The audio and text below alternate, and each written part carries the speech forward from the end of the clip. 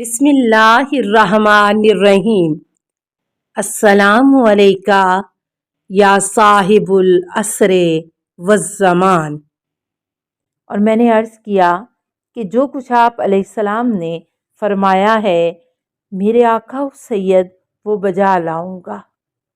فرمایا کہ جب وہاں پہنچو تو جس طرح متوجہ ہو آسانی کے ساتھ بغیر مشقت قتال و جدال کے شہر میں داخل ہو جاؤ اور کسب کرو، جو کچھ کسب کرو اس کا خمس اس کے مستحق تک پہنچانا۔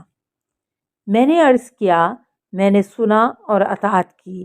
پھر فرمایا کہ پس رشد و صلاح کے ساتھ جاؤ۔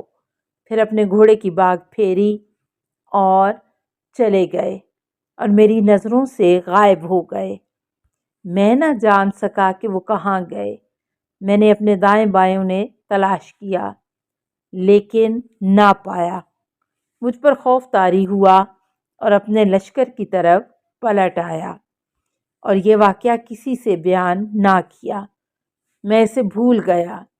جب میں قم پہنچا تو میرا خیال تھا کہ مجھے ان سے جنگ کرنی پڑے گی، لیکن اہل قم میرے استقبال کے لیے نکل آئے اور کہنے لگے جو شخص مذہب میں ہمارا مخالف ہوتا اور ہماری طرف آتا تو ہم اس سے جنگ کرتے تھے، چونکہ تو ہم میں سے ہے، ہماری طرف آیا ہے تو تیرے اور ہمارے درمیان کوئی اختلاف نہیں۔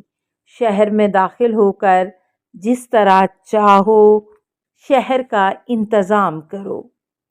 میں ایک مدت تک قم رہا اور بہت سا مال جمع کیا۔ پس امراء اور خلیفہ نے مجھ پر اور میرے کثیر مال پر حسد کیا اور خلیفہ کے پاس میری خدمت کی، یہاں تک کہ اس نے مجھے معزول کر دیا۔ پھر میں بغداد کی طرف واپس آ گیا۔ میں سب سے پہلے خلیفہ کے مکان پر گیا، اسے سلام کیا اور اپنے گھر پلٹ آیا اور لوگ میری ملاقات کو آ رہے تھے۔ اس اثناء میں محمد بن عثمان عمروی آئے۔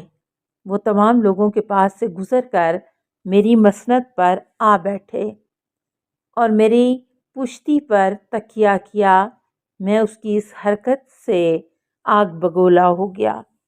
مسلسل لوگ آ جا رہے تھے اور وہ بیٹھے تھے کہ جانے کا نام ہی نہیں لیتے تھے۔ لحظہ بلحظہ میرا غصہ بڑھتا جاتا تھا۔ جب مجلس ختم ہوئی تو وہ میرے پاس آئے اور کہنے لگے کہ تیرے اور میرے درمیان ایک راز ہے، اسے سن لے۔ میں نے کہا کہ بتاؤ۔ کہنے لگے سفید سیاہی مائل گھوڑے کے سوار اور نہر والے بزرگ کہہ رہے ہیں کہ ہم نے اپنا وعدہ پورا کیا ہے۔ بس وہ واقعہ مجھے یاد آیا۔ میں لرزنے لگا۔ میں نے کہا کہ میں نے سنا اور اطاعت کرنے کو تیار ہوں اور اپنے اوپر ان کا احسان سمجھوں گا۔ بس میں اٹھ کھڑا ہوا اور ان کا ہاتھ پکڑ لیا اور انہیں اندر لے گیا، اپنے خزانوں کے دروازے کھول دیے اور سب کا خمس ان کے سپرد کیا، اور بعض اموال جو میں بھول گیا تھا وہ انہوں نے مجھے یاد دلائے اور ان کا خمس لیا۔ اس کے بعد میں نے حضرت صاحب الامر کے معاملے میں کبھی شک نہیں کیا۔ پس حسن ناصر الدولہ نے کہا کہ جب میں نے اپنے چچا سے یہ واقعہ سن لیا تو میرے بھی دل میں شک جاتا رہا اور حضرت علیہ السلام کے متعلق یقین کر لیا۔ تیسرا معجزہ۔ شیخ ملوسی اور دوسرے اعلام نے علی بن بابویہ سے روایت کی ہے کہ انہوں نے حضرت صاحب العصر علیہ السلام کی خدمت میں عریضہ لکھا اور حسین بن روح رضی اللہ عنہ کو دیا۔ اس عریضے میں سوال کیا گیا تھا کہ حضرت علیہ السلام ان کے لیے دعا کریں۔ کہ خداوند عالم انہیں فرزند عنایت کرے۔ حضرت علیہ السلام نے جواب میں لکھا کہ ہم نے دعا کی ہے، خداوند عالم بہت جلد تمہیں 2 نیکوکار بیٹے عطا فرمائے گا۔ پس بہت جلدی ایک کنیز سے 2 فرزند عطا کیے، ایک محمد اور دوسرے حسین۔ محمد نے بہت سی کتب تصنیف کیں، جن میں سے ایک کتاب من لا یحضرہ الفقیہ ہے، اور حسین سے بہت سی محدثین کی نسل پیدا ہوئی۔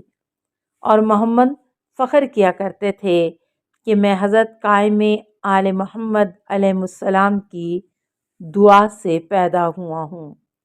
اس کے اساتذہ اسے شاباش دیتے اور کہتے تھے کہ جو شخص حضرت صاحب العصر علیہ السلام کی دعا سے پیدا ہو وہ اس لائق ہے کہ ایسا ہو۔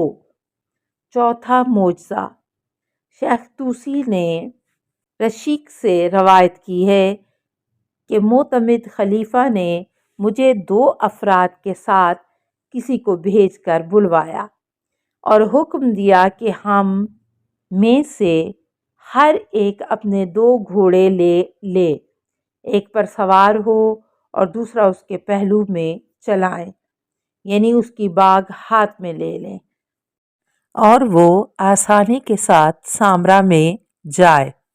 اور حضرت امام حسن عسکری علیہ السلام کا اتا پتہ بتایا اور کہنے لگا کہ جب مکان کے دروازے پر پہنچو گے تو وہاں دروازے پر ایک سیاہ رنگ کا غلام بیٹھا ہوگا، پس مکان کے اندر چلے جانا اور مکان کے اندر جو کوئی تمہیں ملے اس کا سر میرے پاس لے آنا۔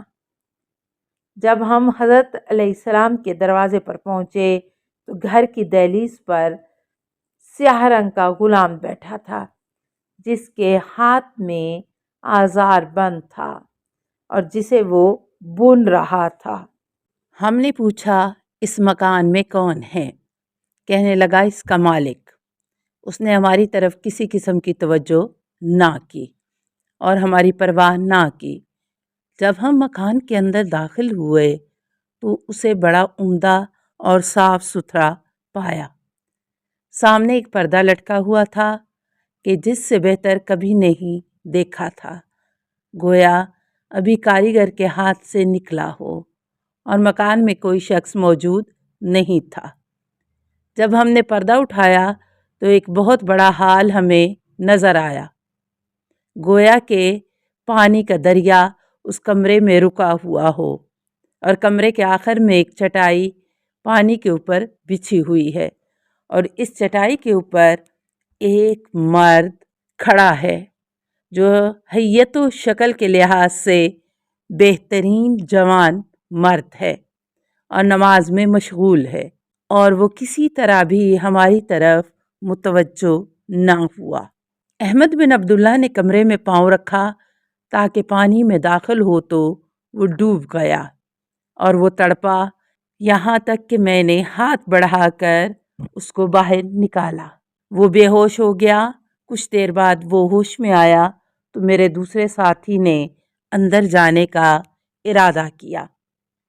اس کی حالت بھی وہی ہوئی، پس میں متحیر ہو گیا اور زبان معذرت کھولی اور میں نے کہا، السلام علیکہ یا صاحب العصر والزمان، الامان الامان الامان من فتن الزمان، السلام علیکہ یا خلیفۃ الرحمن، السلام علیکہ یا امام الانس والجان، السلام علیکہ یا مظہر الایمان، السلام علیکہ یا شریک القرآن، السلام علیکہ یا قاطع البرہان، السلام علیکہ یا امام زماننا، ھذا اجل اللہ فرجک وسہل اللہ مخرجک وظہورک، السلام علیکہ ورحمۃ اللہ۔